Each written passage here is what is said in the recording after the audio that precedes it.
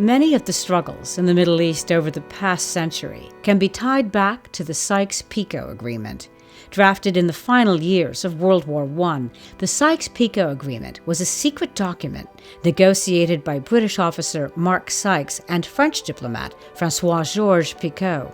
Once ratified, it divided the Levant region under two spheres of influence controlled by France and Britain, while establishing the map of the modern Middle East. After the fall of the Ottoman Empire, the borders drawn in the Sykes-Picot Agreement were signed into law with the Treaty of Sèvres in 1920. While originally setting aside sovereign Kurdish territory, Turkish nationalists protested aggressively and went so far as to relocate thousands of Turks into Kurdish-majority regions. In 1923, the Treaty of Lausanne was signed by the Allied powers, which amended the previous treaty. Forming the present-day Turkey, Lausanne set the northern borders of Syria and Iraq, separating ethnic groups and effectively ending the dream of a sovereign Kurdistan. Today, more than 30 million Kurds and millions of Assyrians, Yazidis, and other stateless ethnicities straddle the borders drawn by Mark Sykes and François-Picot 100 years ago.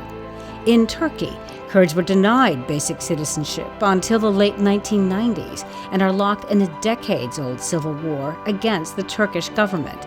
In Syria, Kurds have lived without cultural or linguistic freedoms for decades under the Assads and were not granted full voting rights until the Syrian civil war broke out in 2011. In Iraq, Kurds were victims of a genocide under Saddam Hussein in the late 1980s. And in Iran, Kurds attempted to establish a Kurdish government, which was quickly and brutally suppressed. So, what would the Middle East look like today if the Sykes-Picot Agreement had been drawn differently? Would the region be as turbulent as it is now?